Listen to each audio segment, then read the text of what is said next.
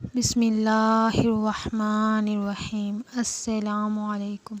صدقہ بن مرداس نے اپنے والد سے روایت کی ہے کہ ان تاقیہ کے مضافات پر میں نے 3 قبریں دیکھی ہیں جن پر یہ شعر لکھا تھا: زندگی سے وہ شخص کیا لذت حاصل کر سکتا ہے جو یہ جانتا ہو کہ اس سے باز پرس ضرور کرے گا، اور اس سے بندوں سے کی جانے والی ناانصافیوں اور زیادتیوں کا بدلہ ضرور لے گا، اور جو بھلائیاں کی ہیں اس کی جزا دے گا۔ دوسری قبر پہ لکھا تھا کہ کیا وہ لذت پائے گا جو اس بات پر یقین رکھتا ہو کہ اس پر موت اچانک آ ہی جائے گی، اس کی ساری بڑائی چھین لے گی اور اسے اس گھر میں ملائے گی جس کا وہ مستحق ہے۔ تیسری قبر پہ لکھا تھا: کیسے لوٹے گا وہ مزے جس کا رخ ایسی منزل کی طرف ہے جس پر اترنا جوانوں کو بوڑھا کر دیتا ہے، جو چہرہ کے نقوش کو بہت جلد مٹا دیتا ہے اور جس کے جوڑ بوسیدہ ہو جائیں گے۔ یہ تینوں قبریں ایک صف میں کوہان کی شکل میں بنی ہوئی تھیں۔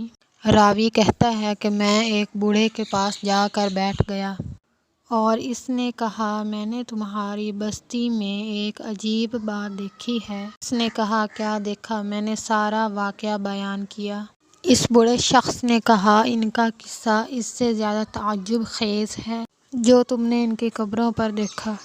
میں نے کہا، بتاؤ کیا تھا؟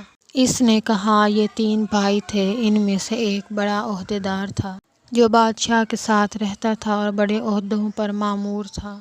دوسرا ایک مالدار تاجر تھا، وہ بھی بادشاہ کے خاص لوگوں میں سے تھا۔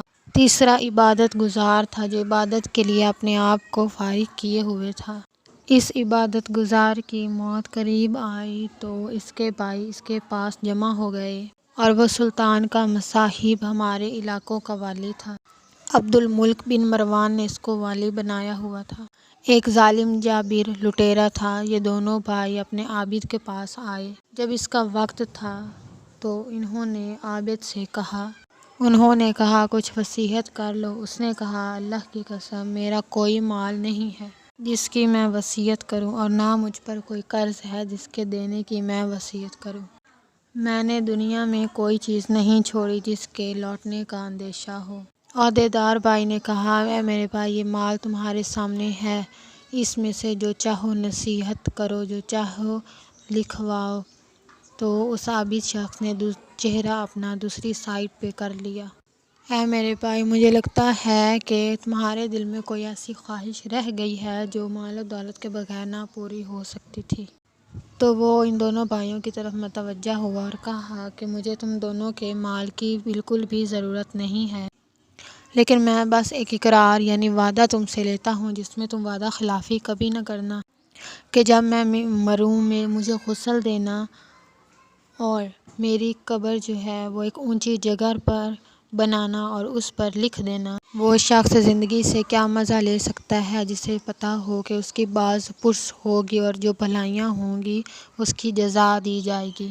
جب یہ کام کر دو تو روزانہ میری قبر پر آیا کرنا، شاید تم کو یہ نصیحت نصیب ہو۔ چنانچہ عہدیدار بھائی روزانہ اپنے لشکر کے ساتھ آتا اور وہ اشعار پڑھتا اور زار و قطار ہوتا۔ جب تیسرے دن وہ اپنے لشکر کے ساتھ آیا اور رو رہا تھا تو اچانک قبر کے اندر سے دھڑام کی آواز آئی اور وہ خوف زدہ ہو کر پیچھے ہٹ گیا۔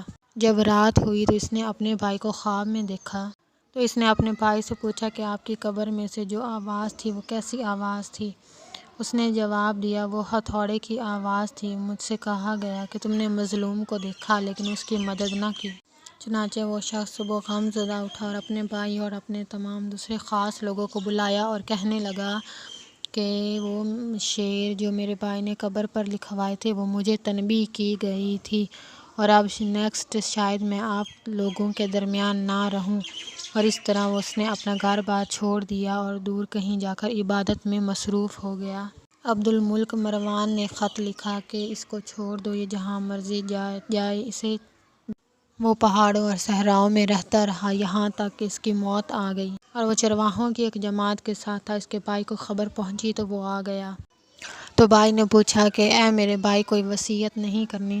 تو بھائی نے جواب دیا کہ نہیں، میرے پاس کچھ بھی نہیں جس کی میں وصیت کروں، لیکن میں تم سے یہ کہتا ہوں کہ جب میں مر جاؤں تو مجھے میرے بھائی کے پہلو میں دفنا دینا اور میری قبر پہ لکھنا، کیسے لذت پائے وہ شخص جس کو یقین ہو کہ اس پر موت اچانک غالب آ جائے گی، اس سے عظیم ملک اور کبریائی چھین لی جائے گی، اس کی جو بڑائی ہوگی، اس کا جو رتبہ ہوگا وہ چھین لیا جائے گا، اور اس کو اس کے مکان یعنی قبر جس کا وہ باسی ہے وہاں اس کو پہنچا دیا جائے گا، پھر 3 دن میرے پاس آنا اور میرے لیے دعا کرنا کہ اللہ تعالیٰ مجھ پر رحم فرمائے۔ چنانچہ وہ مر گیا اور بھائی نے اس کی نصیحت پر عمل کیا اور روزانہ اس کی قبر پر آتا۔ جب تیسرے دن آیا تو اس نے ایک ایسی آواز سنی جس سے اس کی عقل زائل ہونے کے قریب آ گئی اور وہ گھبرا کر واپس لوٹ گیا۔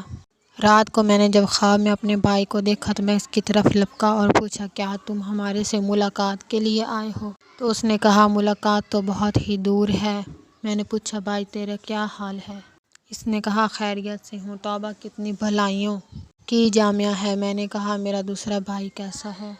اس نے کہا، وہ تو نیک پیشواؤں کے ساتھ ہے۔ میں نے پوچھا، ہمارا کیا حال ہوگا؟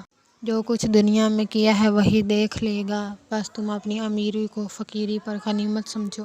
راوی سے روایت ہے کہ اس نے اپنا مال دنیا والوں میں مختلف لوگوں میں بانٹ دیا اور باہر جنگلوں کی طرف نکل گیا اور اللہ تعالیٰ کی عبادت میں مصروف ہو گیا۔ اس کا ایک بیٹا بڑا ہو کر بہت ہی خوبصورت، حسین و جمیل نوجوان بنا اور تجارت شروع کر دی۔ اس کے باپ کی موت کا قریب وقت آیا تو اس نے پوچھا، ابا جان کوئی وصیت؟ انہوں نے کہا کہ کوئی وصیت نہیں، بس مجھے میرے بھائیوں کے پہلو میں دفنا دینا اور میری قبر پر یہ شعر لکھ دینا۔ کیسے مزہ لے گا دنیا کا جس کی منزل قبر ہو، جو نوجوانوں کو گھاٹ اتار دے اور بوڑھا کر دے، چہرے کا رنگ اڑا دیتی ہے اور جلدی جلدی بوسیدہ کر دیتی ہے۔